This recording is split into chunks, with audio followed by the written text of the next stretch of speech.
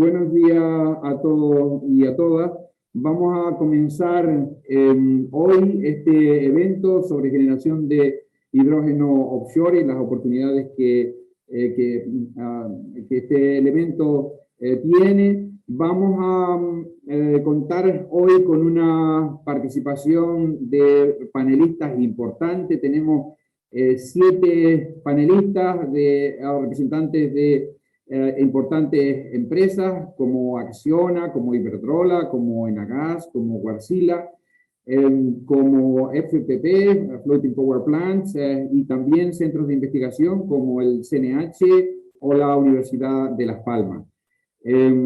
Queríamos, sobre todo desde Plocan, impulsar lo que es la aplicación y los usos de la energía eólica offshore en toda su cadena de valor, desde la parte de la generación, desde la parte hasta los procesos de acumulación, de uso. En el caso de las islas, en el caso de Canarias, yo creo que es especialmente importante todos los aspectos relacionados con la acumulación, aunque este elemento va a tener una trascendencia en toda España, en toda Europa. Ya sabéis que el Plan Nacional del Hidrógeno, el Plan Europeo del Hidrógeno prevén importantes inversiones, importantes oportunidades de negocio, y esta década pues va a ser también, además de la transición energética, va a ser la década del hidrógeno, en la cual realmente estos vectores energéticos se van a impulsar. Sin más, yo daría paso pues al primero de los ponentes, a Francisco Javier Sánchez Castañeda, del Centro Nacional del Hidrógeno, que nos va a hablar sobre las alternativas de transporte energético basadas en hidrógeno. Francisco, cuando quiera. Hola, buenos días. Voy a compartir pantalla. Yo soy Francisco Javier Sánchez, soy miembro de la Unidad de Innovación Abierta del Centro Nacional del Hidrógeno y bueno, voy a intentar en esta ponencia focalizar un poco en por qué conviene y por qué es interesante la producción de hidrógeno offshore a través de varias preguntas, resolviendo varias dudas. Bueno, para empezar, ¿por qué es interesante producir energía offshore? ¿Por qué transformar esta energía en hidrógeno? ¿Cómo producir este hidrógeno? Y finalmente, ¿cómo transportarlo? Bueno, ¿por qué producir energía offshore? Vivimos en una sociedad con un consumo energético muy alto, que está en gran medida cubierto por combustibles fósiles, con unas emisiones de gases y de contaminantes asociadas. La única manera de reducirlas es a través de las energías renovables, por lo que se requiere aumentar mucho la potencia renovable que tenemos instalada. Al final, pues, a nivel offshore hay un alto potencial renovable que requeriríamos aprovechar si queremos descarbonizar nuestro consumo energético. Y además, a nivel de impacto ambiental, offshore se puede reducir el impacto ambiental que tendrían estas tecnologías si se instalasen en tierra. ¿Por qué transformar esta energía en hidrógeno? Bueno, esto tiene dos motivos principales, que está, por un lado, la aleatoriedad de las fuentes de energía renovable. Al final, la producción renovable tiene una gran dependencia climática que hace que no siempre coincidan, o que casi nunca coincidan, las curvas de generación y curvas de consumo. Por lo que hay momentos en los que hay muchos excedentes energéticos que ahora mismo no se utilizan. Una forma de intentar aprovechar estos excedentes y hacer más rentables las plantas de producción renovables sería generar tú un consumidor controlable a tus necesidades. Entonces, este podría ser los sistemas de electrólisis. Cuando haya excedentes de energía, pues pones tus electrolizadores a funcionar y almacenas esta energía en forma de hidrógeno y aumentas pues, la rentabilidad de las fuentes de producción renovable. Otro punto importante es el de que al final a veces hablamos del sector energético y pensamos simplemente en la red eléctrica, pero hay un mayor consumo aparte de la red eléctrica que para que sea cubierto con energías renovables y descarbonizado, pues se necesitan unas alternativas que no siempre pasan por la electrificación. Este sería el caso del sector por ejemplo, de transporte pesado petroquímicas, industrias como altos hornos, del vidrio, que a través del hidrógeno verde podrían reducir su huella ambiental, ya que son industrias que en sí ya consumen unas grandes cantidades de hidrógeno. ¿Cómo producir este hidrógeno? Bueno, existen distintas tecnologías, como podrían ser las de alta temperatura, de óxido sólido, carbonatos fundidos, pero las más desarrolladas a día de hoy son las de baja temperatura, que son aquellas que trabajan entre 60 y 70 grados. Las principales son la tecnología alcalina y la tecnología PEM. Ambas son tecnologías con rendimientos similares, ampliamente conocidas, con una durabilidad similar, pero que presentan algunas diferencias. A nivel de precio, la tecnología alcalina resulta más interesante, ya que los materiales que usa son materiales más baratos en comparación con la tecnología PEM, que por ejemplo incluye platino como catalizador. Pero bueno, a favor de la tecnología PEM está su flexibilidad, su capacidad de moldarse a corrientes y a potencias más cambiantes. En cualquier caso, ambas tecnologías para producir offshore se enfrentan al problema de la salinidad del ambiente, lo cual cualquier cosa que intentes instalar en la costa o cerca de la costa es un problema que tienes que enfrentar. Una vez hemos producido este hidrógeno, cuando decidimos producir offshore, este hidrógeno hay que transportarlo a tierra. Existen distintas alternativas a la hora de transportarlo. Podríamos intentar transportar el hidrógeno directamente, ya sea a nivel comprimido o licuado, o podríamos con este hidrógeno producir otros energy carriers, como principalmente estaríamos hablando ahora mismo de amoníaco y metanol. Son los dos energy carriers más interesantes que ya tienen unas infraestructuras desarrolladas de transporte. Si nos centramos en el caso concreto del transporte del hidrógeno, podríamos considerar que se podría transportar por tubería o por barco, ya sea a nivel licuado o comprimido. También he añadido el caso de por cable eléctrico, es decir, que produces energía offshore, por cable eléctrico llevas esta energía hasta la costa y produces el hidrógeno en la costa, siempre que cuando tu interés sea en el hidrógeno. Pero al final los puntos más interesantes son a través de tubería, a menos de 2.000 kilómetros de distancia, y en barco con hidrógeno licuado a distancias superiores. En el gráfico de la derecha es un gráfico obtenido de un artículo de Rafael Lamore, en el que intenta comparar los precios de las formas de transporte. En este artículo, en esta gráfica aparece que por cable sería más rentable, sin embargo es debido a que no tiene en cuenta los costes asociados a la propia producción del hidrógeno al electrolizador. Si se tuvieran en cuenta, el caso más rentable sí que sería, a día de hoy, parece que por tubería a pequeñas distancias. Y bueno, creo que ya he cubierto los 5 minutos, entonces no quiero liarme más, pero vamos, al final estos son a grandes pinceladas pues los factores a tener en cuenta y los problemas que hay que intentar resolver a día de hoy para llevar a cabo la producción de hidrógeno offshore y su transporte a los potenciales consumidores que podamos encontrar.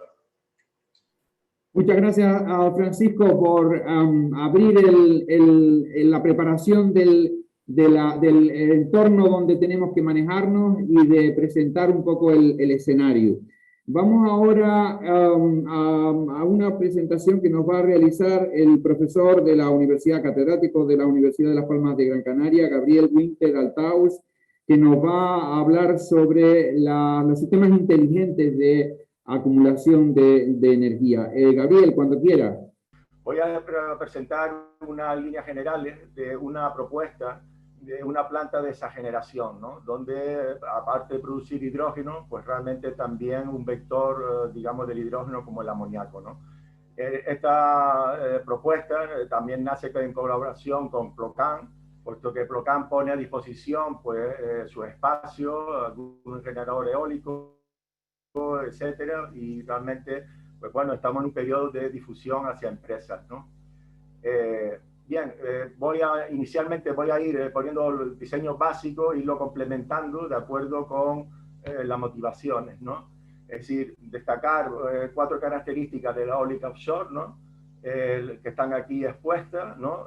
Menos ocupación de suelo, en el mar hay más viento y menos turbulencia. El hidrógeno, pues realmente ya yo me voy a centrar más después de la producción del hidrógeno, pero el hidrógeno fundamentalmente es vamos, no tiene impacto ambiental, requiere algo de agua, pero no excesivamente, y tiene una limitación de que es, como comentaba el anterior ponente, ¿no? La baja densidad volumétrica, ¿no? Entonces, bueno, decir que en Canarias una planta como esta que se propone, pues sería sumamente importante, puesto que el escenario que tenemos actualmente es necesidad de agua, baja diversificación energética, en fin, abandono del campo, índice de paro, dependencia alimenticia, en fin, una serie de factores. Entonces, esta planta, pues primero, el primer paso sería decir, bueno, pues con la electrólisis a partir del agua, pues realmente producir el hidrógeno, ¿no? Con energía eléctrica, ¿no? ¿Qué es lo que ocurre? Que el agua en Canarias, pues toda desalada principalmente, tenemos carestía, necesidad de agua, y entonces incluso tenemos muchos embalses, pero ¿qué ocurre? Que aunque tenemos una gran capacidad de embalsamiento de agua, pues los pronósticos agudizados por el cambio climático hace que realmente haya cada vez más sequía, ¿no? Entonces, obviamente, pues una propuesta sería que, bueno, que el agua venga del agua del mar, ¿no? Con una ósmosis inversa, que hay mucha experiencia en Canarias, es, digamos, una inversión de bajo coste, ¿no? Bien, queremos aquí con esta planta pues hacer frente pues, a una mayor independencia alimentaria, potenciar más la agricultura, porque tenemos muy poca superficie cultivada, como podemos ver, observar con los números que están aquí. Por otro lado, es importante obtener nitrógeno, puesto que se importa casi 5.000 toneladas al año, ¿no? Por otro lado, los alimentos, pues el 80% de los alimentos provienen de fuera, ¿no? Precisamente. Entonces, bien, del agua del mar tenemos el viento, tenemos el agua salada, y aquí se propone una planta donde del aire capturamos nitrógeno. Es un proceso sencillo, no muy costoso, consume energéticamente poco, y con el hidrógeno y el nitrógeno, pues producir amoníaco.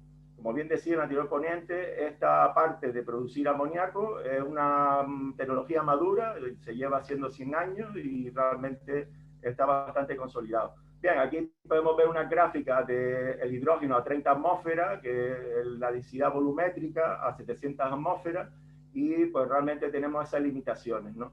El amoníaco, la ventaja que tiene es que para el transporte, se puede hacer el transporte en estado líquido, y se obtiene en estado líquido con solo bajar la temperatura a 33 grados, o bien, si estamos a temperatura ambiente, con unas presiones de 9-10 bares, ¿no? Con lo cual, no tenemos la problemática del gran coste energético de tenerlo en estado líquido del hidrógeno, ¿no? Entonces, bien, pues ya la planta, pues ya la vamos añadiendo, ¿no? Vamos a introducir aquí entonces el amoníaco a partir de capturar el nitrógeno del aire y del hidrógeno de la electrólisis, ¿no? Yo creo que nosotros creemos que es una opción de descarbonización bastante interesante. Aparte hay otros vectores, obviamente, como se ha citado, como el metanol, etcétera, pero a efecto de descarbonizar, pues realmente no tiene nada de carbono, ¿no? Entonces, también se puede disociar. Una vez que se tiene el amoníaco, se llama craqueo, es decir, la reacción inversa realmente es fácil, también consume poco energéticamente, y podemos, con lo que se llama cracking, volver a recuperar el hidrógeno. Por eso el amoníaco es un vector del hidrógeno, ¿no? Entonces, como ven, la planta, una cosa que se puede uno preguntar, bueno, pero esto es mayor coste, mayor inversión.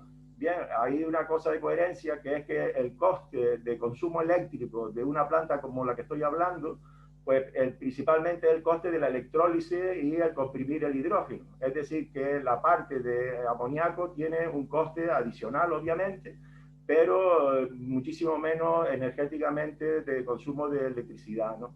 Entonces, bueno, pues realmente, además, el amoníaco y el hidrógeno pueden ser combustibles en motores. En esto se está experimentando. Tenemos un ponente que es Basila, que hablará sobre esto seguramente. Aquí tenemos unos números, pues bueno, para el que quiera verlo con detalle, de los consumos de energía de realmente algunas partes de la instalación. Y pues bueno, pues realmente ya esto es un quinto diseño, ¿no? Decir, bueno, pues ya realmente vamos a también a obtener, digamos, el nitrógeno y el oxígeno, ¿no?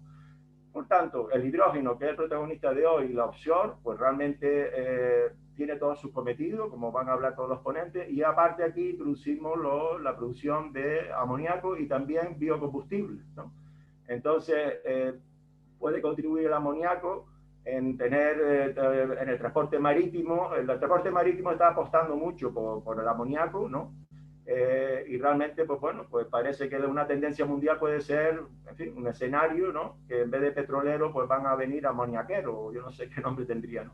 En Canarias tenemos elevados recursos de sol y de viento, principalmente en verano, que es cuando realmente hay menos consumo energético. Entonces el amoníaco también sirve de almacenamiento energético estacional, ¿no? Porque la batería, por ejemplo, eléctrica, que aquí también la contemplamos, es un almacenamiento a corto plazo. El hidrógeno también se puede almacenar y consumir, pero preferiblemente en sitios cercanos donde se produce, ¿no? Y el amoníaco puede tener una característica de planificar más a largo plazo, ¿no? Se propone, gracias a que Procam pone unos espacios, pone una turbina, pues promover una instalación de este tipo. Y una innovación del proyecto por parte de la universidad es la elaboración de un software de optimización, utilizando Big Data, monetizando las instalaciones. Realmente nos enfrentamos a un despacho, a una gestión eficiente de la energía, inteligente, porque realmente hay muchas variables sujetas a incertidumbre, en fin. Por tanto, esto es una propuesta integradora, es decir, se puede incluso pues, añadir energía solar, o, en fin, y realmente solo destacar como conclusiones, pues bueno, pues las que están ahí expuestas pues, a nivel general, ¿no? Decir que, bueno, por parte de la universidad, nosotros realmente nuestra misión es hacer transferencia de conocimiento. Como verán, aprovechamos cualquier oportunidad como esta. Espero que no haya ido excesivamente rápido, pero bueno, aquí estamos para colaborar. Muchísimas gracias, Gabriel. Muchísimas gracias por la brevedad. Y como la conferencia va a quedar grabada, pues habrá oportunidad de volver a ella y también de volver después en las preguntas. Sin más, vamos a pasar al siguiente ponente, que es Pilar Heras López, de la empresa Floating Power Plants, que nos va a hablar sobre sus planes para la generación de hidrógeno offshore. Pilar, cuando quiera. Primero voy a presentar un poco de Floating Power Plant. Floating Power Plant es una empresa originalmente danesa que diseña plataformas híbridas para energía del viento y de las olas. Somos una pyme, por lo que estamos desarrollando la tecnología siempre en colaboración con empresas, con centros de investigación, con universidades y bueno, estamos muy abiertos y muy activos en la colaboración. En el vídeo vemos que el primer dispositivo que volcó electricidad a la red por parte del viento y de las olas de manera simultánea, que fue instalado en Dinamarca en el año 2008 y fue conectado a través de una granja de un parque eólico de Dawn Energy de Ørsted. Y nuestro mercado son aguas profundas y altamente energéticas tanto en viento como en olas. La tecnología es una plataforma semisumergible que es escalable, por lo que puede diseñarse para turbinas de 4 megavatios a 10 o 14, las que vengan. Tiene un fondeo de turret mooring y esto le permite girar y orientarse para captar la mayor energía que viene de las olas. La interacción hidrodinámica entre los convertidores de olas que se ve ahí en rojo en la imagen de abajo y la plataforma la convierte en un dispositivo muy estable y además la absorción de la energía de las olas permite crear una zona de aguas tranquilas en la parte de atrás a popa que facilita mucho las actividades de operación y mantenimiento. Este diseño está diseñado para el Mar del Norte con una altura de ola de 15 metros por segundo. La utilización de nuestra tecnología es muy diversa, puede utilizarse desde parques eólicos convencionales y ahora nos estamos centrando mucho, porque los clientes así lo quieren, en la electrificación de plataformas de oil and gas y en proporcionar electricidad a las islas. Como ya ha mencionado Francisco Javier, es un mercado muy, muy apetecible.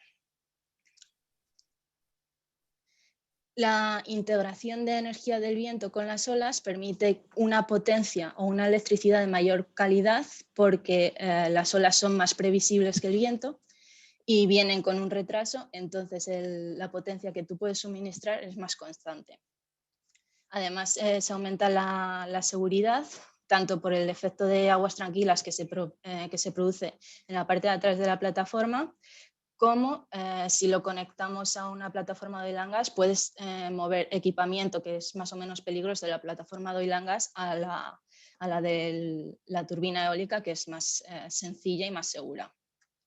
La integración de todos los sistemas, también con el hidrógeno, se basa en interacciones, y hay sistemas como son la turbina, que tiene TRL de 9, porque está aprobado, está comercializado y lleva muchos años de experiencia, pero también se combina con convertidores de olas y ahora la tecnología del hidrógeno, que tiene un TRL más pequeño, o sea, más bajo, y es lo que complica un poco el camino a la comercialización, por lo que es muy necesario la interacción o en la colaboración con sociedades de clasificación, con administración en tanto a legislación, etc. Esto también es un poco lo que ha explicado Francisco Javier. Si tú tienes una demanda constante de 8 megavatios, por ejemplo, hay momentos en los que tu producción de electricidad por parte del viento y de las olas es excesiva, entonces no necesitas tanto, y en vez de tirarla, lo que puedes hacer con el hidrógeno es almacenarla y utilizarla más tarde cuando el viento y las olas sean más bajos, pero tu demanda sea la misma de antes, o sea más alta. Entonces te permite una potencia más o menos constante, simplemente moviendo los picos a los senos. Recientemente, el año pasado, terminamos un proyecto liderado por Total, en el que nos presentó un problema diciendo: nosotros tenemos plataformas de oil and gas en el Mar del Norte o donde sean, y necesitamos electrificarlas para hacerlas más verdes. Entonces nos presentó ese problema y nos dijo crear un consorcio, y colaboramos con Technip FMC. Ellos nos ayudaron en la parte del hidrógeno y nosotros pusimos nuestra turbina, y entonces con el resto de los socios estudiamos el caso de si sería económicamente viable y tecnológicamente posible electrificar una plataforma de oil and gas. Diseñamos una plataforma que tiene 10 megavatios de energía eólica, 2 megavatios de energía de las olas, y en la cubierta principal, y añadimos una cubierta secundaria, porque nuestra estructura así lo permite, donde tenemos electrolizadores y células de combustible y almacenamiento para el hidrógeno. Los costes de reducción son interesantes, no nos dejan enseñarlos, pero he puesto un ratio. Si tuviéramos solo energía del viento y de las olas, tendríamos unos costes de reducción de hidrógeno de 1, pero si añadimos almacenamiento de 15,6 toneladas y células de combustible de 5 megavatios, con un coste de 1,4 podemos reducir el 87% del CO2. ¿Es esto interesante? Sí. Por el caso base que os he mencionado, de 5 toneladas de almacenamiento y 5 megavatios de células de combustible, en 15 años de operación tendríamos estos costes de abatimiento. ¿Cómo se podría hacer más económicamente viable? Hemos estudiado que el principal indicador que afecta a bajar esos costes es la vida útil del proyecto. Aumentando 10 años la vida útil, podemos reducir los costes al 25%. Y como ya he mencionado antes, pero no quiero que pase por desapercibido, esto es aparte beneficioso para una plataforma independiente de oil and gas, es muy interesante para las islas. Esto es una gráfica de Red Eléctrica Española de hace un par de días, donde vemos la demanda, son las curvas estas, las líneas, y vemos que el suministro con energías no renovables sigue esa tendencia. Es muy interesante la hora de entre las 7 y las 9, donde se produce un pico de consumo, y vemos que las energías renovables no pueden seguir ese pico de consumo. Entonces es cuando tienes que utilizar más energías no renovables. Si tuviéramos almacenamiento del hidrógeno, podríamos tener una curva de energías renovables más plana y podríamos satisfacer las necesidades de electricidad de una manera más fiable. Y eso es todo. No sé si he ido muy rápido. Perfecto, perfecto. Muchas gracias, muchas gracias. Pasamos y sobre todo por ajustarte al tiempo. Pasamos al siguiente ponente, en este caso, José Fernando Gallego de Acciona, responsable de innovación. Cuando quiera. Bueno, pues en primer lugar, gracias a la plataforma Oceanía de Granada de invitar a Acciona en este webinar, ¿no? Y en este sentido, pues bueno, aquí os presento el proyecto Ocean H2, que es un proyecto de generación, almacenamiento y distribución de hidrógeno verde offshore, liderado por Acciona. Aquí os explicaré un poco cuál es el marco, cuál es el objetivo y cuáles son las tecnologías y los KPIs que intentamos abordar en el proyecto. Respecto al marco del proyecto, estamos en un programa de innovación, de I+D+I, subvencionado por el programa Misiones. Al final es una colaboración del Ministerio de Ciencia e Innovación con el CDTI, y es un apoyo a grandes iniciativas estratégicas e intensivas en I+D+I. Aquí el proyecto Ocean aborda 3 grandes misiones, que la primera misión es la de energía eficiente, segura y limpia para el siglo XXI. La segunda es la de movilidad sostenible e inteligente, y la misión 4, que es la de impulsar a la industria española en la revolución de la industria 4.0. Y al final estos fondos pues, vienen del programa estatal de liderazgo empresarial de I+D+I, del plan estatal de investigación científica y técnica y de innovación 2017-2020. La motivación del proyecto, pues al final, tal como han explicado los anteriores ponentes, es el uso del hidrógeno de cara a descarbonizar la economía española para alcanzar los objetivos vinculantes de la neutralidad climática en 2050, que es lo que se aborda en la misión número 1 del programa Misiones. La segunda es la reducción y la dependencia energética de los combustibles fósiles en España. La tercera es la movilidad sostenible a partir de la evolución y transformación del sector del transporte terrestre y marítimo, abordando la misión 2. Y la cuarta es el desarrollo de la industria 4.0. Aquí, bueno, gráficamente pues podemos ver algo que a partir del hidrógeno, pues a partir de recursos renovables, podemos aportar y descarbonizar sectores como el transporte, la industria, usar para combustibles sintéticos o incluso flexibilizar sistemas eléctricos primados. En cuanto a sus objetivos, pues principalmente estamos con el diseño y la optimización de una planta de generación, almacenamiento y distribución de hidrógeno verde offshore, en el cual hibridamos a partir de tecnología eólica y fotovoltaica flotante.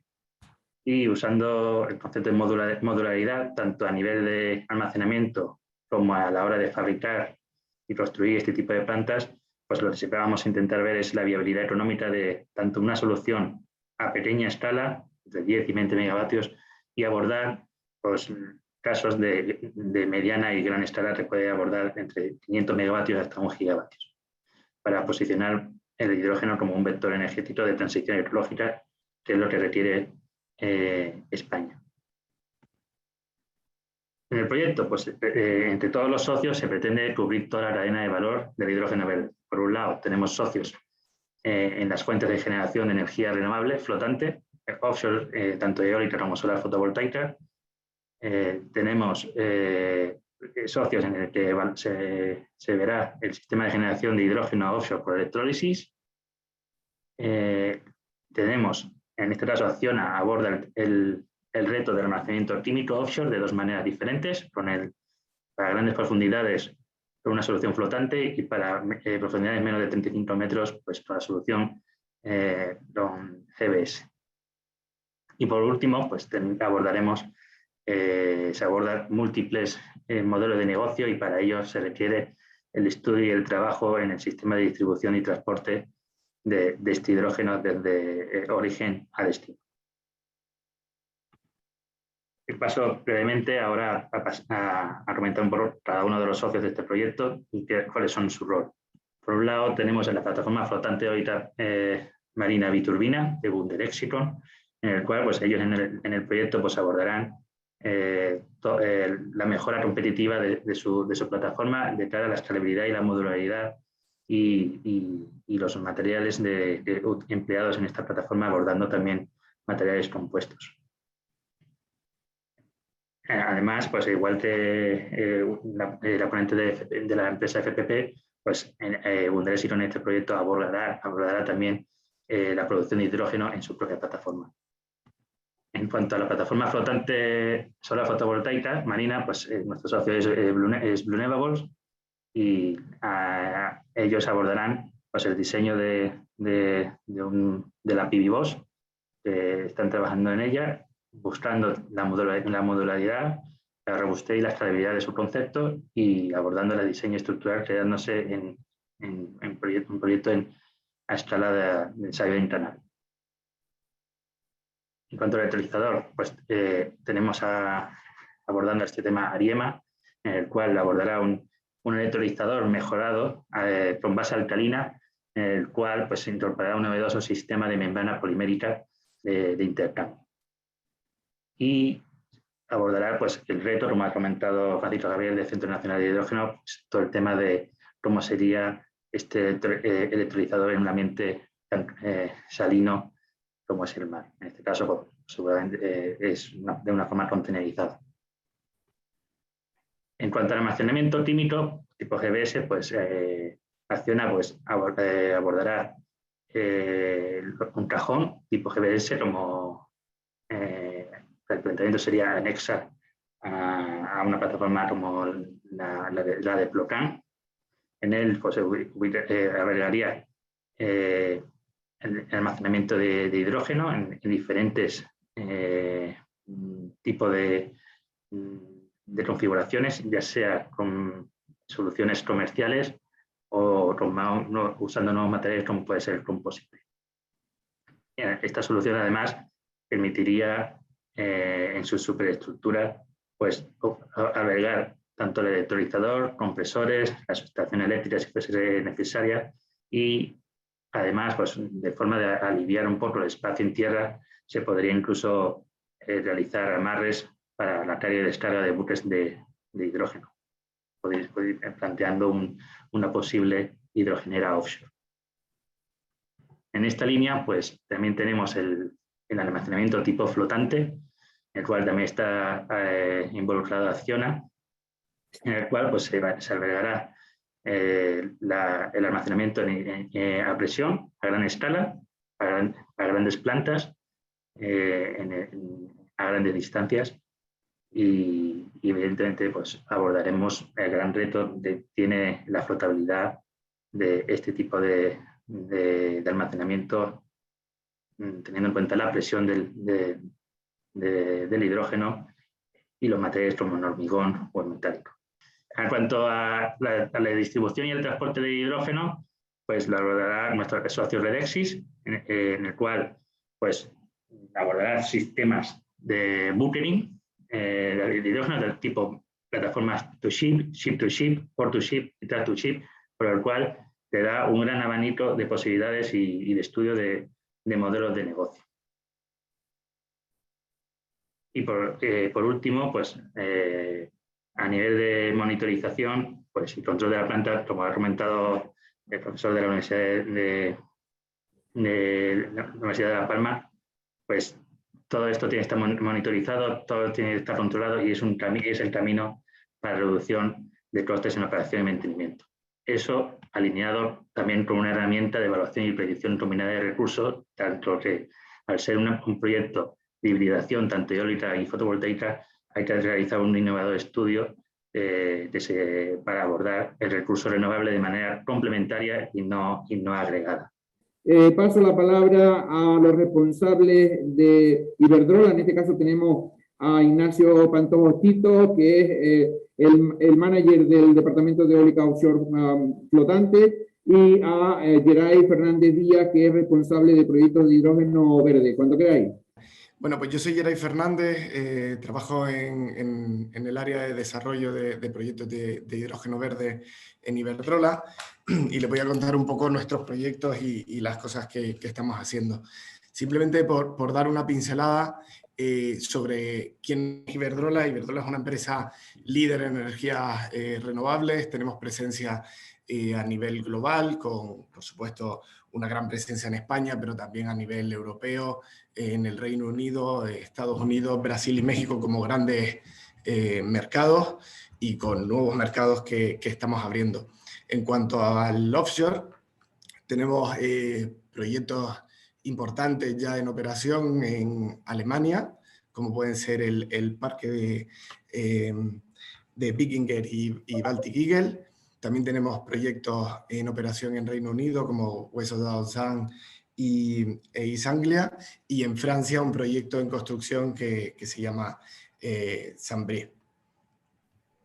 Importante comentar nuestras perspectivas de crecimiento en energías renovables, que queremos duplicar la potencia instalada que tenemos actualmente y pasar de 32 gigavatios que teníamos en 2019 hasta 60 gigavatios en 2025. Y creo que esto es importante porque, de hecho, a nivel europeo se está hablando mucho de la adicionalidad de los proyectos de hidrógeno, en cuanto a que toda la producción de hidrógeno renovable o verde que venga en el futuro tendrá que tener pues esa energía renovable adicional, ¿no? o extra. No vale con tener hidrógeno verde con la energía renovable que teníamos ya instalada. Por otro lado, hablar de los productos o de los productos que tenemos en Iberdrola, y el hidrógeno verde es uno más dentro de muchos de los productos que ofrecemos, como PPA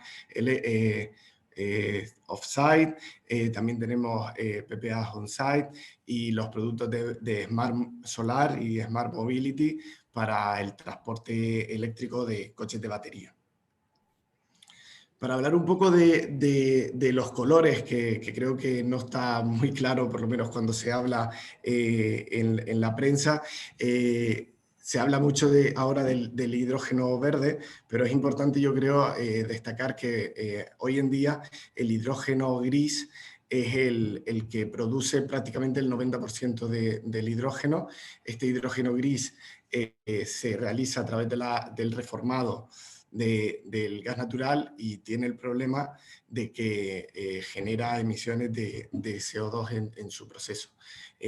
La Unión Europea ha sacado, como sabéis, la hoja de ruta del hidrógeno, en la que se habla de producir hidrógeno o verde o bajo en emisiones, y eso sería o a través del hidrógeno azul, que sería el mismo reformado anterior, pero de alguna manera eliminando el CO2 que se produce, y el hidrógeno verde, que sería a partir de la electrólisis, que ya se ha hablado, a partir de fuentes de energías renovables, que es el que está promocionando Iberdrola.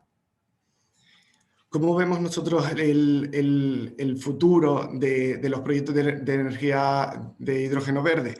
Pues nosotros lo vemos a corto plazo en la industria, ¿no? Nosotros pensamos que toda aquella industria que ya está consumiendo hidrógeno gris tiene todo el sentido del mundo que se traslade hacia el hidrógeno verde, y aquí estaríamos hablando sobre todo de la industria del refinado del petróleo y también de la producción de los fertilizantes, que de hecho tenemos un proyecto que hablaremos ahora. A medio plazo, pues podríamos tener también la movilidad terrestre en cuanto a transporte pesado, y ya hablando un poco del futuro, pues transporte pesado, pero ya relacionado con barcos o con aviación. Esto es para dar un pequeño enfoque de cómo está la Unión Europea intentando fomentar el hidrógeno verde, y en este sentido es importante destacar que el gobierno de España ha sacado los PERTE, el Plan de Recuperación, Transformación y Resiliencia, en el que se va a ayudar a los proyectos de hidrógeno en el periodo 2021-2023 con ayudas o subvenciones que van a llegar hasta 1.555 millones de euros en este periodo.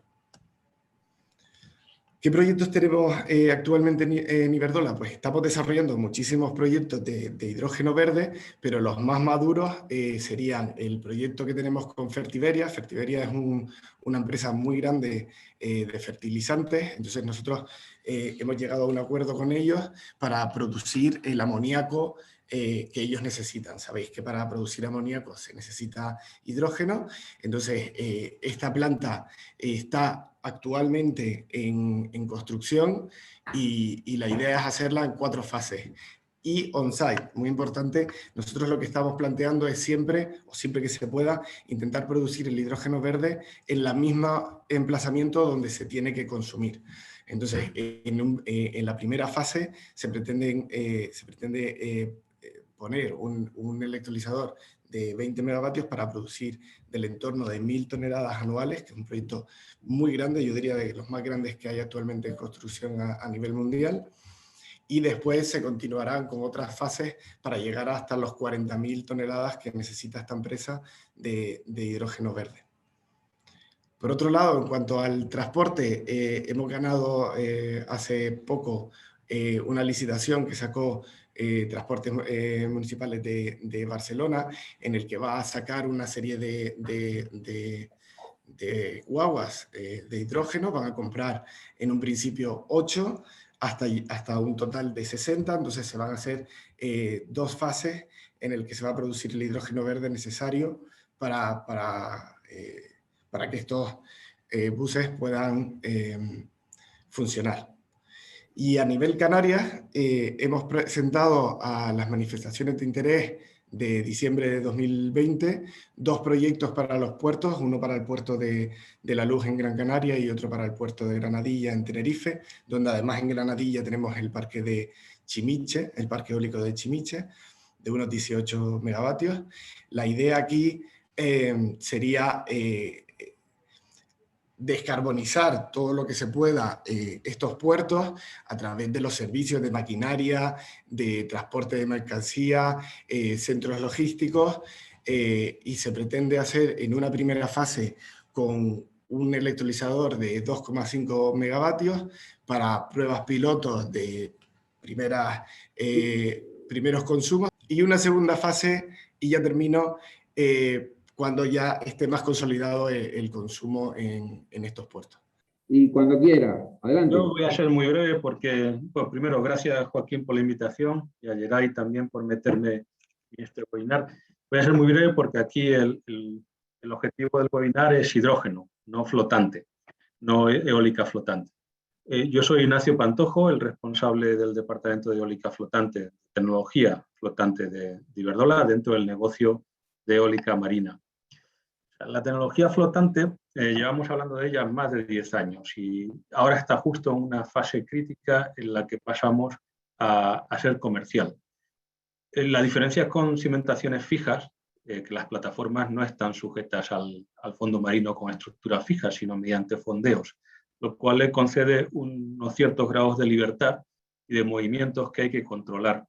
Eso tiene impacto en el rendimiento de la turbina, que podemos controlarlo mediante el diseño de la plataforma para minimizar esas aceleraciones y ángulos, y en el cable dinámico. Y ahí está la clave por la que podría entrar el hidrógeno. Siempre y cuando el vector de exportación hidrógeno sea más barato que el vector de exportación eléctrico mediante un cable dinámico, especialmente en aguas profundas, pues será interesante considerar el hidrógeno como el producto que se exporta del parque eólico marino flotante, en lugar de la electricidad directamente. Y hago hincapié en siempre y cuando sea más barato. En la situación en la que estamos, está claro que hay que demostrar la tecnología, con lo cual haríamos los primeros proyectos de demostración no van a ser en aguas demasiado profundas ni tampoco buscando la rentabilidad inmediata. Pero hay que tener en cuenta que el hidrógeno para un parque eólico marino sería el vector de exportación, sustituyendo al cable de exportación. Nosotros, para analizar los proyectos de eólica marina flotante, estamos haciendo exactamente lo mismo que hacemos con los de eólica fija. Un caso de negocios y que salga rentable. La variable nueva que introducimos es la tecnología flotante. Y es un matiz muy importante. La tecnología flotante está en manos de tecnólogos y patentes, con lo cual tenemos que plantear los proyectos de manera relativamente distinta, sobre todo desde el punto de vista de la paquetización de esos proyectos. Nosotros en Iberdrola, la estrategia que tenemos con flotante está definida desde hace varios años. Somos agnósticos en tecnología, aunque Iberdrola desarrolló su propia tecnología, la TLP Wind. Es una tecnología que creemos que puede ser muy interesante a la hora de reducir costes, pero no tenemos vocación como empresa de ser los dueños de la tecnología. Queremos que esté disponible como un producto más, pero para cada uno de nuestros proyectos analizaremos las tecnologías disponibles. Ya hemos hecho due diligence de más de 20 tecnologías, tenemos nuestras preferencias y nuestra shortlist, pero para cada proyecto valoraremos qué tecnología es la más conveniente. Estamos haciendo proyectos de demostración, no para probar tecnología en concreto, sino para probar la cadena de suministro, probar cómo son los procesos de industrialización, los costes reales o la extrapolación a un coste de un proyecto comercial y los tiempos de entrega. O sea, dentro de esa estrategia lo que hemos definido son cuatro líneas de trabajo. La primera es capacitarnos desde el punto de vista técnico, yo creo que ya lo estamos, llevamos años capacitándonos con ingenierías del sector. En esa línea de trabajo también estamos manteniendo relaciones con toda la cadena de suministro para estar seguros que los proyectos pasan a ser comerciales de manera eficiente. La segunda línea de trabajo son proyectos de demostración. Os puedo hablar de uno que es el de Noruega, que es el que ya está presentado a los medios. Y insisto en que no estamos ahí por probar una tecnología concreta. La tecnología ya la conocemos, estamos seguros de que funciona. Lo que hay que probar es la cadena de suministro y el coste final. Después tenemos una tercera línea de trabajo, que es lo que llamamos proyectos tempranos, que es aprovechar la capacidad que tiene Iberdrola de proyectos de eólica marina en cimentación fija para analizar la viabilidad de meter en esos proyectos alguna plataforma flotante, con la ventaja de que ya tendríamos la línea de exportación. Estamos evaluando algunas opciones, hay una que está muy avanzada, pero en estos momentos no la puedo desglosar. Y la cuarta línea de trabajo es ir plenamente a proyectos comerciales, y para eso estamos participando en las ofertas que hay ahora en el mercado.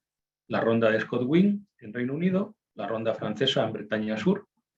España, el tema que tenemos en España es que todavía no está claro cuál va a ser el marco regulatorio, el marco normativo, pero sí que hemos estudiado las áreas que nos interesan y hemos presentado documentaciones iniciales de proyectos. Y por supuesto mercados como el americano, en el japonés hemos comprado una línea de proyectos, un pipeline, donde algún proyecto flotante, y el irlandés. La capacitación técnica. Todo el mundo es consciente de que tenemos básicamente 4 tecnologías: la barcaza, semisumergida, SPAR y TLP. Todas las tecnologías que presentan son una de ellas o una combinación de estas. No es el objetivo de Iberdrola decir cuál es mejor o cuál peor, sino estudiarla para cada proyecto, sobre todo analizando costes. Está claro que a corto plazo la semisumergida es la más fiable porque es la más versátil. La SPAR necesita condiciones de instalación de aguas muy profundas que se dan en muy pocos lugares en el mundo. Se desarrolló en Noruega precisamente por aguas profundas en los fiordos. La TLP es una plataforma flotante, entre comillas, que no flota, sino que la mantiene estable. Los tendones están muy probada en oil and gas, no está probada en eólica marina. Y la barcaza o la barge, hay algún diseño muy masivo y lo que estamos es expectante a ver cuáles son los costes de ese diseño.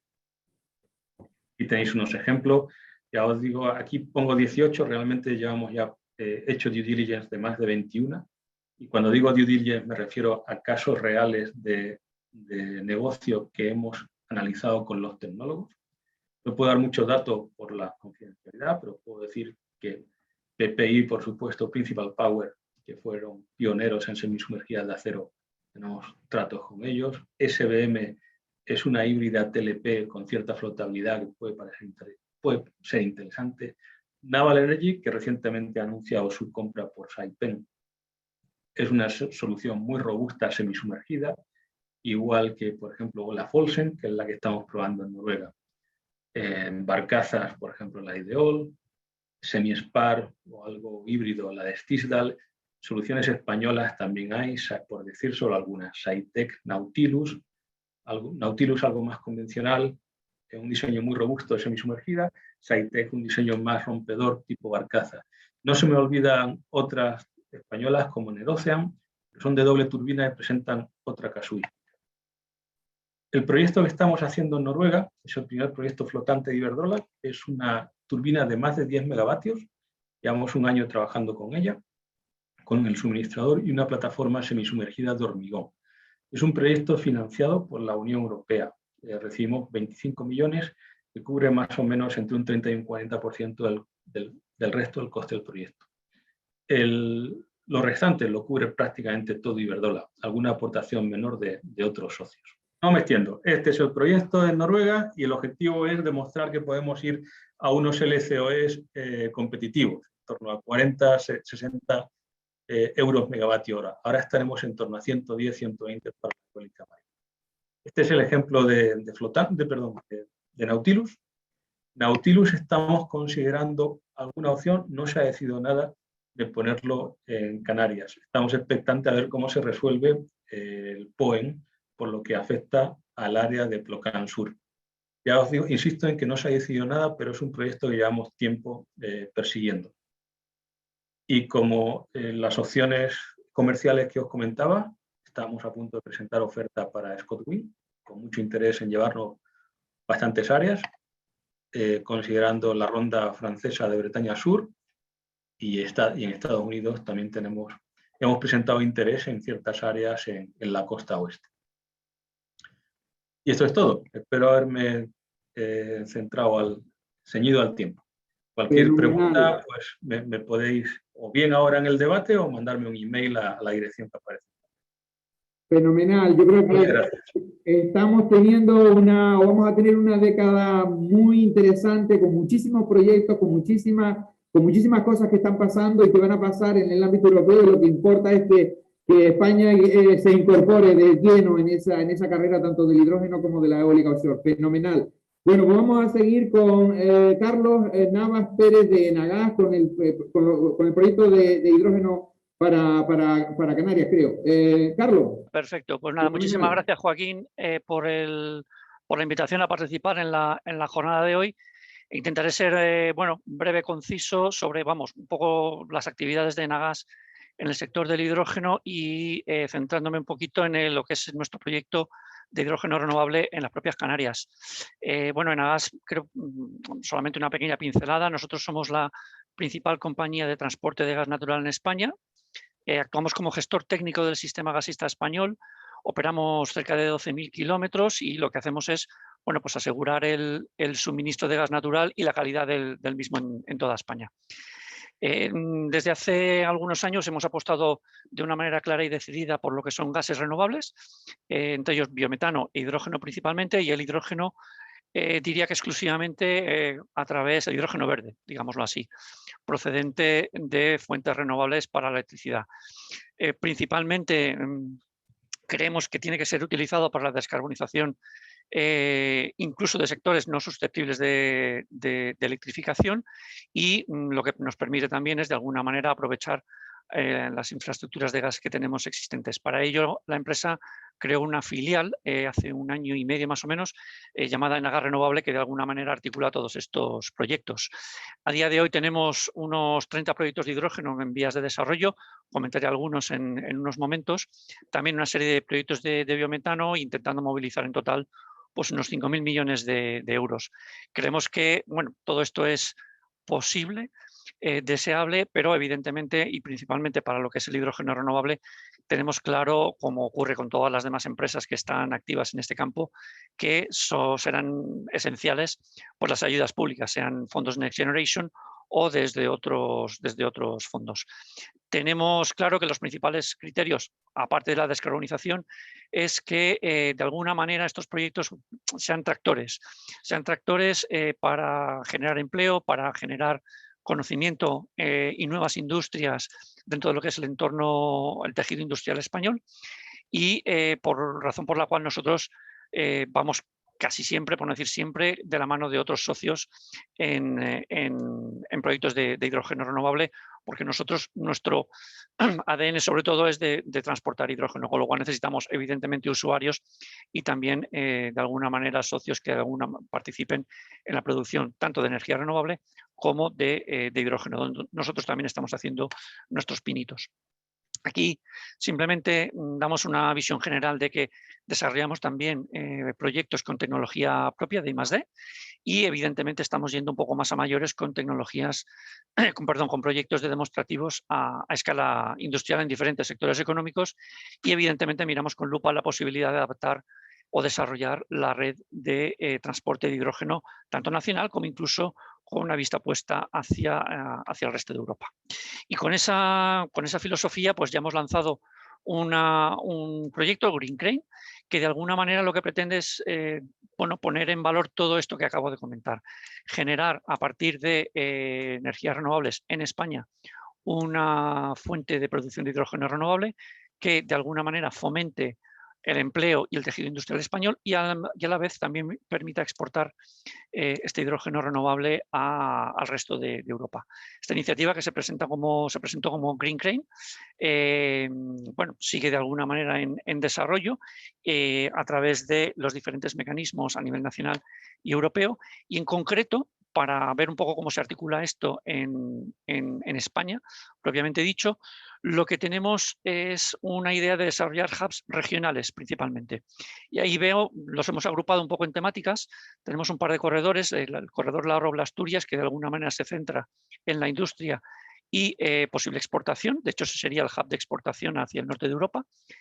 Por otro lado, en País Vasco y el proyecto Azar, que es en Castellón, hablamos de refinerías y producción de combustibles sintéticos.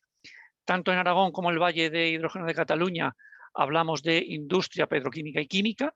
Y por último, y no menos importante, y creo que es de particular interés para bueno, el evento de hoy, el hidrógeno en islas, tanto el proyecto Green Highland, que es un proyecto que ya tenemos en marcha en Mallorca, y el Hub de Canarias, del que comentaré ahora brevemente un par de pinceladas.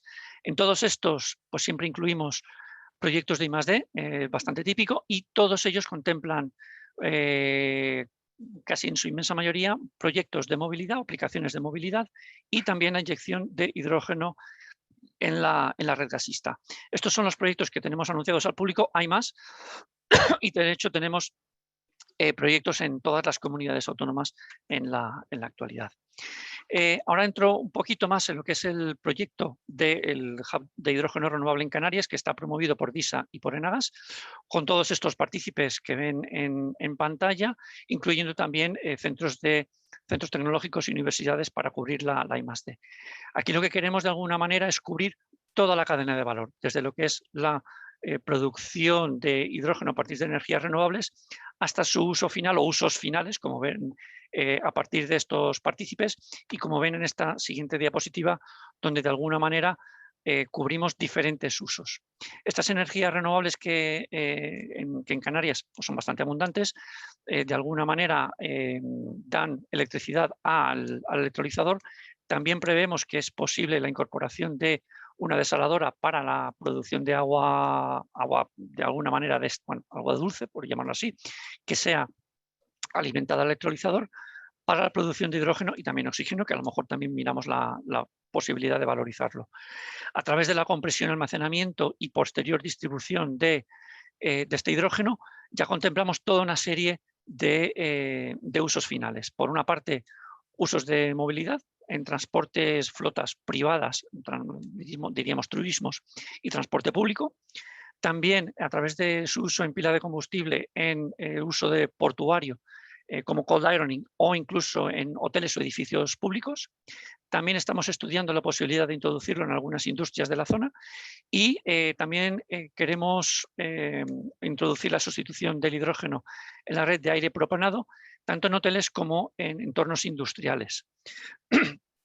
Y por último, también estamos estudiando el uso en bunkering y servicios portuarios en la zona canaria. Esto sobre todo en Tenerife y Las Palmas. En total, unos números a grosso modo muestran una producción aproximada de casi 1.000 toneladas con una inversión de casi 100 millones de euros y una descarbonización anual de algo más de 10.000 toneladas de CO2 anuales. ¿Qué es lo que estamos haciendo ahora o lo que hemos hecho? Bueno, pues es presentar una serie de manifestaciones de interés en el marco del Plan Nacional de Recuperación, Transformación y Resiliencia, tanto a nivel regional para el Gobierno de Canarias como una serie de manifestaciones o convocatorias de manifestaciones de interés que han salido sobre todo del Ministerio de Industria y Ministerio de Transición Ecológica y reto demográfico. Y por último, y para dar una idea de dónde estamos con este proyecto, estamos ya ejecutando un anteproyecto técnico que pues en las próximas fechas tendremos el informe final con el objeto de pues tener la documentación para la obtención de licencias, autorizaciones y permisos, evidentemente tener el plan económico financiero detallado. Hicimos ya en su momento una pequeña estimación, estimación preliminar, perdón, y evidentemente tener la elaboración de cada uno de los componentes de este proyecto más en detalle para poder tener muy claro qué vamos a hacer en cada una de las instalaciones. ¿Cuál es la finalidad? Pues evidentemente tener todo listo para presentación en las convocatorias de fondos Next Generation, que seguramente saldrán de aquí a fin de año. Pedir la declaración de proyecto de interés autonómico o insular, que esperamos tener también antes de que finalice este año, y tener todo lo que es la documentación ambiental a principios del año que viene. ¿Cuál creemos que puede ser uno de los principales riesgos? Hay más, evidentemente, pero por resaltar alguno, pues el colapso administrativo de las administraciones y corporaciones públicas, pues porque somos conscientes de que hay muchos proyectos que se están poniendo encima de la mesa. Esto además es un campo nuevo y por tanto pues creemos que puede haber un riesgo de que las administraciones pues tengan algunas dificultades a la hora de lidiar y gestionar toda esta documentación, y esperamos evidentemente tener la colaboración y el buen hacer de todas estas administraciones públicas. Y con esto termino. Muchas gracias por la oportunidad de hablar hoy y presentar brevemente el proyecto que tenemos en Canarias. Muchas gracias. Carlos, estupendo, muchísimas gracias. Yo creo que efectivamente la agilidad en todos los trámites administrativos yo creo que va a ser crucial para poder implementar todos estos proyectos y sobre todo para acelerar ese proceso de transición energética que tanto necesitamos y especialmente aquí en Canarias. Muchísimas gracias. Vamos ahora con Juan Velasco de Guarcila, que nos va a hablar de la parte de los motores. Juan, cuando quieras. No, antes de nada, agradeceros, Joaquín, la oportunidad de darnos aquí nuestra visión como consumidor del potencial futuro hidrógeno del que dispondremos para generación de energía eléctrica.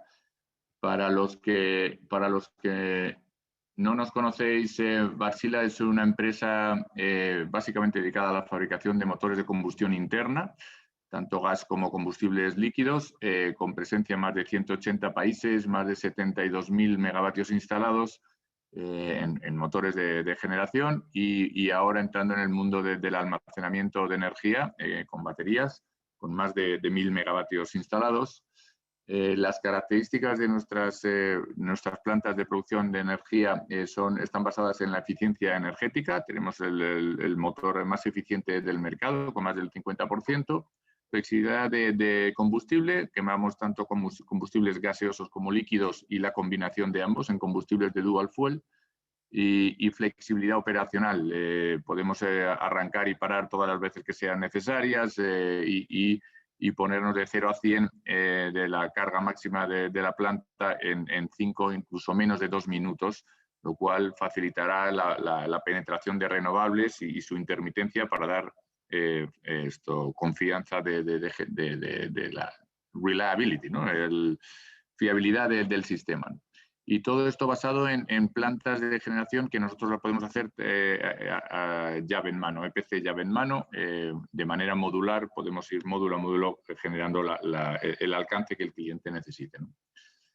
Todo parece evidente que los combustibles verdes son necesarios. Vemos una serie de retos a futuro. La primera va a ser la disponibilidad de este hidrógeno verde. Luego unas necesidades de CAPEX y OPEX mayores a lo que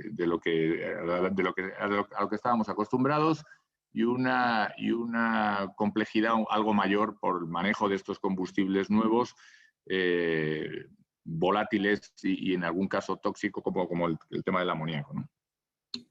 En lo que tiene que ver con los motores de combustión interna y su adaptación a nuevos combustibles, pues las primeras cosas que tenemos que adaptar y desarrollar son los sistemas de tratamiento del combustible, las partes altas del motor, la inyección del combustible dentro de los equipos y luego el sistemas de tratamiento de gases de escape, porque el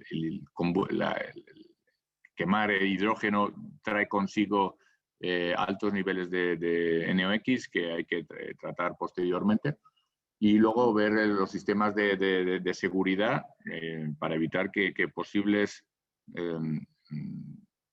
hidrógeno que se quede almacenado en alguna parte pueda generar algún tipo de problema. La buena noticia es que nosotros ya podemos quemar actualmente hasta un 25% de hidrógeno en nuestros equipos actuales. El sistema de clasificación seguiría el mismo tratamiento que los sistemas de gas natural, con lo cual no habría ningún problema en ese sentido. Hay que ver el número de metano. Para los que no están habituados a trabajar con este tipo de tecnología, de motores de combustión interna, el número de metano es el parámetro fundamental que te permite comprimir la mezcla lo máximo posible y, por lo tanto, tener las máximas eficiencias. No es ningún problema, simplemente que en la mezcla, si el número de metano baja y el número de metano del hidrógeno es prácticamente nulo, pues la eficiencia de los equipos iría bajando, pero podría funcionar exactamente igual. Habría que ver las condiciones de los equipos actuales. Este slide está muy enfocado a las plantas existentes y la posibilidad de ir introduciendo hidrógeno paulatinamente, o sea, más mirando en el corto plazo que en el largo plazo. En cuanto a prestaciones de los equipos actuales, en su adaptación a porcentajes de hidrógeno hasta el 25%, vemos que las prestaciones van a quedar de manera muy similar. La potencia final introduciendo hidrógeno básicamente va a ser la misma. La eficiencia va a ser muy parecida. Hay que tener en cuenta el tema del número de metano que comentábamos antes y los niveles de NOx. Si los niveles de NOx los podemos tratar después de la combustión, podremos tener las mismas eficiencias. Si queremos no colocar sistemas de abatimiento de NOx posteriores, pues podríamos también lograrlo, pero bajando la eficiencia de los equipos.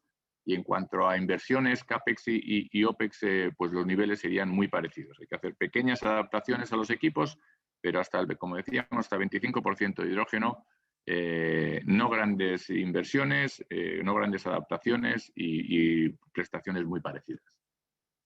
Si ya queremos pensar en cómo serían los equipos funcionando al 100% de hidrógeno, ya la cosa cambió un poco, ya hay que hacer adaptaciones mayores, hay que ver todo el sistema de combustión, hay que prestar atención también a temas de seguridad, o lo comentábamos antes, por posibles fugas de hidrógeno que pudieran almacenarse en alguna parte de los equipos, cómo evacuarlas y evitar problemas. Y hay que ver temas metalúrgicos, aunque temas metalúrgicos ya están relativamente avanzados, pues por ejemplo con el coche eléctrico, con el coche a hidrógeno, que ya está en funcionamiento. Las prestaciones y el futuro de las inversiones de este tipo de plantas sería una cosa relativamente parecida a la slide anterior que marcaba estos mismos parámetros para porcentajes menores de hidrógeno. Es decir, la potencia sería parecida o quizá un poquito derrateada. La eficiencia igual, dependiendo del número de metano y básicamente del NOx, sería del estilo. Y solo se espera un aumento en el CAPEX, en la inversión inicial, entre un 10-20% y con OPEX parecidos. Y casi para terminar, ya solamente comentar que claro, el tema del hidrógeno y todos estos gases verdes es una necesidad, pero claramente le queda muchísimo tiempo por delante para poder disponer de cantidades importantes para descarbonizar el planeta tal y como queremos. Entonces, mirando mucho más en el corto plazo, hay que ver que, por ejemplo, en las Islas Canarias, la mayor parte de la generación actualmente, la generación eléctrica, viene de plantas térmicas. Entonces, enfocándonos mucho más en el corto plazo, y en el corto plazo me refiero a los siguientes 10 años, no me refiero a 1 o 2, probablemente hay que seguir pensando en la penetración paulatina de renovables, pero en el aporte constante de la generación térmica para dar la seguridad al sistema. Y en ese sentido, bueno, pues aquí podéis ver más o menos la potencia que hay instalada, susceptible de cambiarlo y adaptarlo a futuros combustibles verdes, en particular el hidrógeno, en las diferentes islas. Simplemente ya para terminar, comentar que los motores de combustión interna son, como dice aquí, verdaderos omnívoros, capaces de tragarse lo que se le quiera poner dentro una vez que se han hecho las adaptaciones correspondientes. Y con esto acabo la presentación. Joaquín, espero haber estado en tiempo. Perfecto, 7 minutos, Juan, muy bien. Nos hemos pasado un poco de tiempo, procuraremos no pasarnos en el debate, extendernos quizás 10, 15 minutos, pero no más allá. La verdad es que hemos tenido una participación muy grande, siempre por encima de 180, con algunos picos de 200 personas, y hay un montón de preguntas que no vamos a poder responder a todos, pero las pasaré para tratar, sobre todo aquellos que han dejado el nombre, para tratar de responderle. Entonces, por empezar el debate con algunas de las preguntas que se plantearon primero, que hablaban de las tecnologías que podrían estar con mayor grado de madurez. El Plan Nacional establece que 6 gigavatios para el 2024, 40 gigavatios de producción para el 2030. Entonces quería preguntarle a Francisco qué piensa, o sea, qué tecnología y qué pasos tendríamos que dar para alcanzar esos niveles de producción de hidrógeno. Bueno, desde mi punto de vista, al final cada tipo de tecnología tiene un ámbito concreto. Desde la alcalina y la PEM, pues entre esas dos, cuando se trabaja a potencias estables, yo creo que es más interesante irte a una tecnología alcalina, que tiene unos costes menores, pero siempre y cuando tengas garantizado un punto de trabajo muy estable. En el momento en el que estés más asociado a un autoconsumo, una planta de generación cerca, pues en el que la potencia que te está ofreciendo esta planta puede ser más variable, pues puede ser más interesante irte a una tecnología PEM. Si extendemos esto un poco a otras tecnologías, con mucho más altas temperaturas, pues para nivel industrial puede que en unos años, cuando se tenga un desarrollo mayor y sean instalables mayores potencias y con una durabilidad más extendida a la que tienen ahora mismo, en casos industriales en los que ya haya una generación, un foco de calor que pueda aprovecharse, puede que las tecnologías de alta temperatura también tengan su nicho. Al final yo creo que todas las tecnologías que se están desarrollando van a tener un nicho propio en el que serán más interesantes y que por lo tanto al final serán utilizadas. Perfecto. Una pregunta específica para Gabriel sobre si ves viable generar hidrógeno a partir de residuos sólidos urbanos. Gabriel Winter. Bueno, decir que creo que, bueno, complica un poco el aspecto de que hay que tener en cuenta la composición de realmente nuevos ingredientes, ¿no? Y, bueno, realmente nosotros no estamos muy metidos en ese tema, ¿no? Entonces, pues bueno, pues nada más. Vale. Hay otra pregunta relacionada con los sistemas de almacenamiento y en particular con la utilización de líquidos orgánicos, sobre la eficiencia del transporte y almacenamiento de hidrógeno de forma segura, sobre todo en el ámbito offshore. ¿Alguno de los ponentes quiere aportar algún comentario al respecto, sobre todo en la utilización de líquidos orgánicos para almacenamiento del hidrógeno? O alguna de las otras tecnologías. O sea, veis un problema, el hecho, quizás, Carlos, no sé, desde vuestro punto de vista, si la parte, sobre todo del transporte, de la posible generación de hidrógeno offshore, pudiera suponer un problema, o la parte logística, consideras que las tecnologías están resueltas y que simplemente se trata de bajar los modelos de negocio. Bueno, a ver, la logística sí que sería un poquito más complicada que evidentemente haciéndolo en tierra, porque de alguna manera pues tienes un espacio relativamente reducido en una plataforma donde además de generar hidrógeno tienes que comprimirlo, almacenarlo y pasar con un barco con una cierta periodicidad y llevarlo a tierra, ¿vale? En cuanto a las tecnologías de almacenamiento de hidrógeno, líquidos orgánicos, hidrógeno líquido, comprimido y demás, hay diferentes grados de desarrollo tecnológico. Los LOHCs que se conocen están todavía en fase de desarrollo. Incluso el amoníaco, aunque evidentemente lo que es la síntesis del amoníaco es bastante conocida, tiene muchísimos años de recorrido, lo que es el craqueo del mismo se sabe cómo hacer, sí que es un proceso muy intensivo en energía y también se está trabajando bastante en subir el TRL de esa parte, porque a día de hoy pues esos sistemas tampoco están desarrollados, con lo cual aquí hay campo, digamos así, para mejorar lo que es el desarrollo tecnológico de cada una de esas opciones, y también tenemos claro desde Nagas que algunas de ellas serán más idóneas que otras dependiendo de las particularidades de cada uno de los proyectos, la distancia, la escala, etcétera, etcétera. Y eso habrá que estudiarlo según vayan desarrollándose las tecnologías. Carlos, otra para ti, en relación con la producción de hidrógeno in situ o el transporte a grandes distancias. Estamos pensando, por ejemplo, en lugares como Chile o como el norte de África, con capacidad para generación de grandes cantidades de hidrógeno, o países nórdicos que pueden producir utilizando energía hidráulica. ¿Cómo ves tú este asunto? O sea, ¿crees que vamos a sustituir una energía por otra transportándola a grandes distancias, o bien que la distribución, un modelo distribuido con generación local, pues puede ser también competitivo?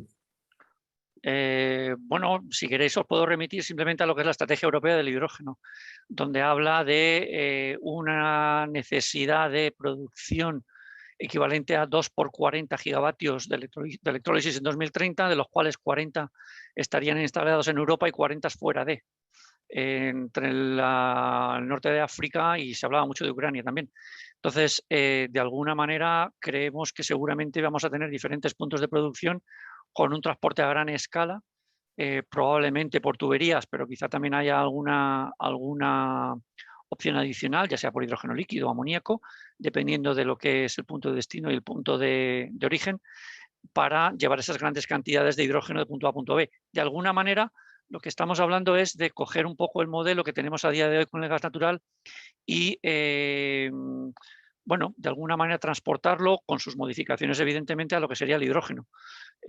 A día de hoy el gas natural se transporta tanto por vía de tubería como con grandes buques de gas natural licuado, por lo cual pues probablemente algo así se vaya desarrollando poco a poco en el tema del hidrógeno igualmente.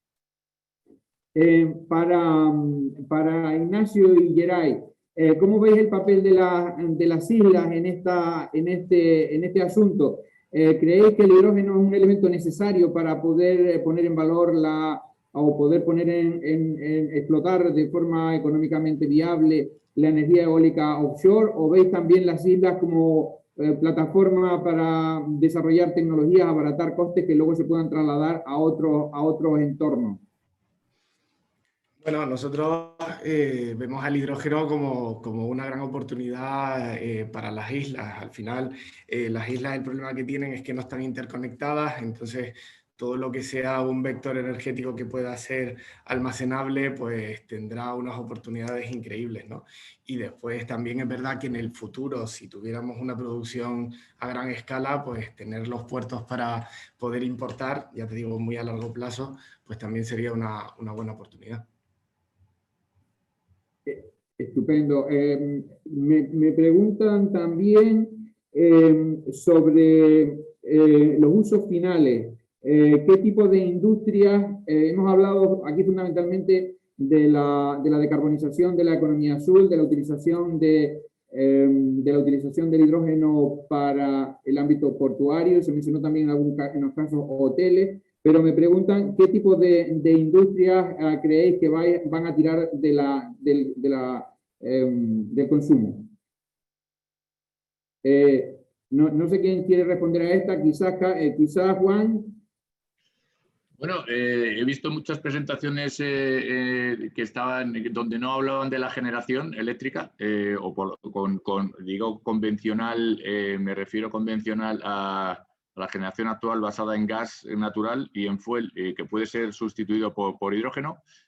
pero aparte de la generación eléctrica, que es va a ser un driver potente, estoy de acuerdo en una de las presentaciones que hemos visto, donde hay mucho consumo de hidrógeno gris actual, que puede ser susceptible de ser cambiado al verde, eso sería lo más inmediato, y a partir de ahí pues, se han enseñado también otras cuantas aplicaciones de movilidad y otros que podrían ir incluso antes que la generación. O sea, va a haber muchos sectores que pueden demandar este hidrógeno.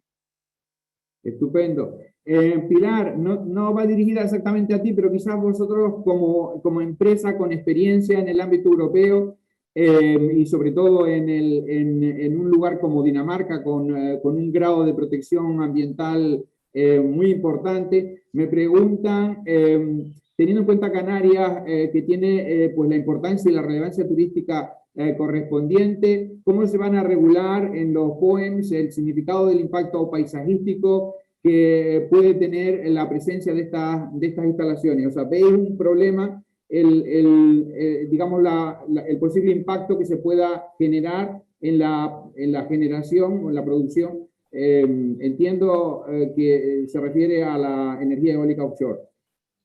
Pues yo creo que el impacto va a ser positivo. Si tú piensas en Dinamarca, puedes ver molinos eólicos en una gran variedad de sitios. Es muy frecuente y lo que hace es mandar un mensaje de un país verde, de un país comprometido con el medio ambiente, de un país que invierte en energías renovables y de un país que no se asusta de enseñarlo. O sea, creo que nos tenemos que adaptar a verlos en vez de en tierra, en mar y ya está. Estupendo.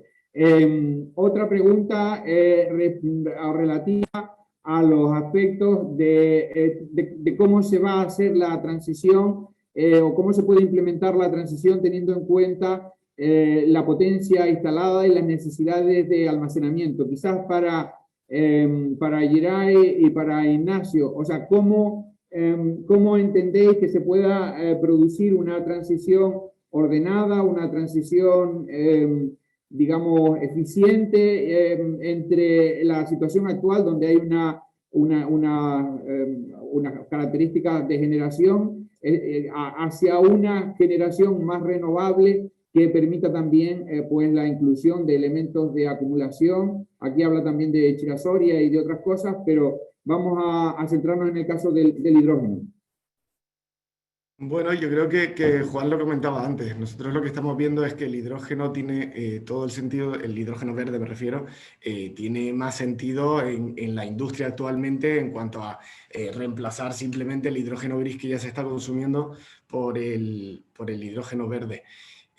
Ya después en el futuro es cierto, y ya se ha comentado en algunas de las presentaciones, que toda la energía renovable que tengamos de exceso se pueda aprovechar para generar hidrógeno y luego generar electricidad de nuevo con el hidrógeno. Lo que pasa es que hoy en día el precio del hidrógeno hace que esto no sea tan rentable. O sea, que nosotros lo que pensamos es que cuando el hidrógeno consiga ser mucho más competitivo que ahora, tendrá mucho más sentido el poder generar pues, de electricidad a hidrógeno y de hidrógeno de nuevo a electricidad. Me preguntan también en qué momento es mejor la opción de cable de exportación que por tubería. Es decir, ¿cómo veis en qué situaciones creéis que se puede dar la situación de exportar mediante cable o la electricidad o bien por tubería el vector energético? Es un análisis económico puro y duro. Bueno, también habrá que tener en cuenta cuestiones ambientales, pero no veo mucha diferencia entre trazar un cable y trazar una tubería. A grandes profundidades, cuando el cable va a ser más caro. Si conseguimos que el hidrógeno sea más barato, no sé si por tubería a grandes profundidades también, pero sí que el hidrógeno se podría exportar en barcos, en tanqueros, pero es un análisis económico puro y duro.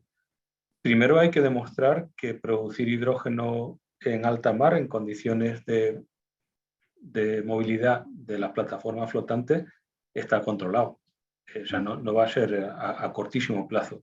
Lo que se están haciendo ya son proyectos de demostración para acotar cuáles son los posibles retos técnicos y solucionarlos. Pero a corto plazo todo va a ser por exportación por cable, digamos, convencional. Cuando ya vayamos a parques a aguas muy profundas, donde un cable dinámico de exportación incluye un mayor riesgo o mayor coste, se considerará exportar hidrógeno, no siempre por tubería, sino por tanques. Ignacio, y tú ves, digamos, la producción onshore en lugares como Chile, norte de África, ¿lo ves como una amenaza, digamos, a la posible generación de hidrógeno offshore en aguas profundas? No, la competencia siempre va a ser bienvenida para disminuir costes y hacer los procesos más eficientes. O sea, no, y de hecho la insularidad de Canarias puede ser una ventaja en ese respecto. Es un mercado relativamente pequeño, donde los proyectos no pueden ser muy grandes porque no hay consumo suficiente, pero sí que tiene un precio actual del coste real el coste real de producción de energía deja margen para hacer un proyecto con una tarifa algo más cara que en el resto de la península, seguiría siendo rentable y además beneficioso para la sociedad porque se disminuye el coste real. La última de las cuestiones que tenía por aquí respecto a medidas regulatorias. Entendemos que, y se ha dicho en bastantes ocasiones, que la administración pues tiene aquí un papel fundamental para acelerar todos los procesos, sobre todo la ejecución de los fondos de los fondos europeos, pero también para adaptar la regulación y que eso permita pues acelerar los proyectos.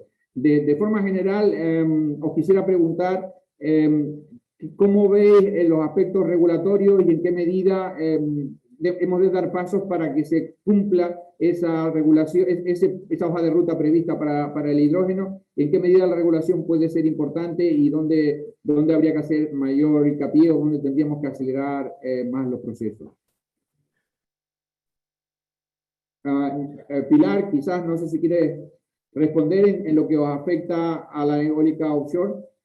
Sí, yo creo que hay que simplificar los procesos y luego hay que reducir los plazos de la administración en dar respuestas. Sobre todo, hay que facilitar cambios, hay que ser flexible, hay que preguntar a nuestros colegas europeos cómo se hace en otros países, porque ellos tienen más experiencia o empezaron antes y se han adaptado mejor, porque han tenido los recursos, quizás porque han tenido la cadena de valor, no lo sé.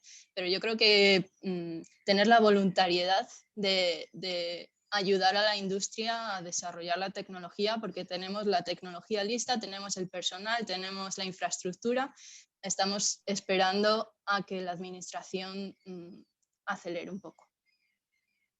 Estupendo.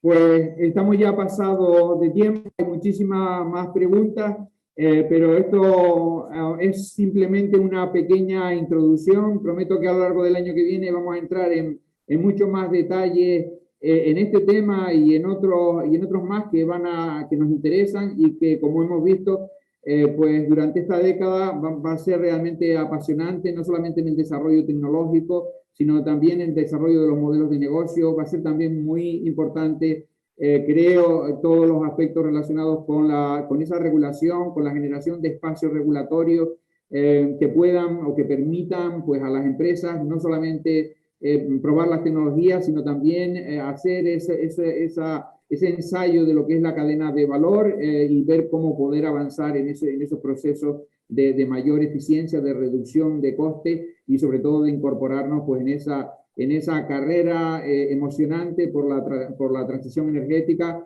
Pues nosotros, sobre todo desde las islas, estamos muy interesados en utilizar en nuestro territorio también como un elemento experimental que pueda impulsar esas dinámicas de innovación en la medida que las singularidades que tenemos pues contribuyan a ello y desde luego pues abiertos totalmente a continuar difundiendo este tipo de actuaciones. Yo creo que es importante que los ciudadanos participen también de este proceso, que no sea solamente una carrera de las empresas y una carrera de los centros científicos, de los centros de las universidades, de los centros de investigación, sino también una carrera de los propios ciudadanos sabiendo que nos va en mucho, no solamente los elementos climáticos, sino también la generación de empleo, la retención de empleo cualificado en nuestro territorio y que todas estas tecnologías, todos estos servicios, todas estas oportunidades de negocio que están surgiendo pues podamos experimentarlas a tiempo, que no tengamos luego que importarlas desde fuera, que nuestras empresas no tengan que irse fuera para realizar todos estos ensayos, todos estos desarrollos, y que puedan ir con músculo cuando vayan a competir en el ámbito internacional, pues con esa solvencia de haber aportado soluciones, de haber demostrado en nuestro propio territorio cómo se implementa este tipo de procesos. Y desde luego pues no va a ser un proceso sencillo, va a ser también unas oportunidades económicas muy grandes de atraer financiación europea. Tenemos ahora el Horizonte Europe, por ejemplo, también los Next Generation y todo tipo de fondos del CPT, de los fondos de, en fin, oportunidades enormes. No quiero extenderme más, simplemente darle las gracias. La verdad que ha sido fenomenal la participación que hemos tenido desde las empresas, desde los centros de investigación. También darles las gracias a los que habéis participado durante todo este tiempo y que habéis asistido y que habéis contribuido con muchísimas preguntas. Trataremos de dar respuesta a las que no han quedado y nada, agradeceros a todos vuestra participación, vuestra presencia, y anunciaros que después del verano pues continuaremos con esta serie, que trataremos que sea todos los meses y que procuremos aportar y llevar pues al público en general este apasionante debate y esta apasionante época de transición que vamos a vivir durante estos años que vienen. Muchísimas gracias a todos, y con esto cerramos el debate por hoy. Gracias. Gracias. Gracias. Gracias, hasta luego.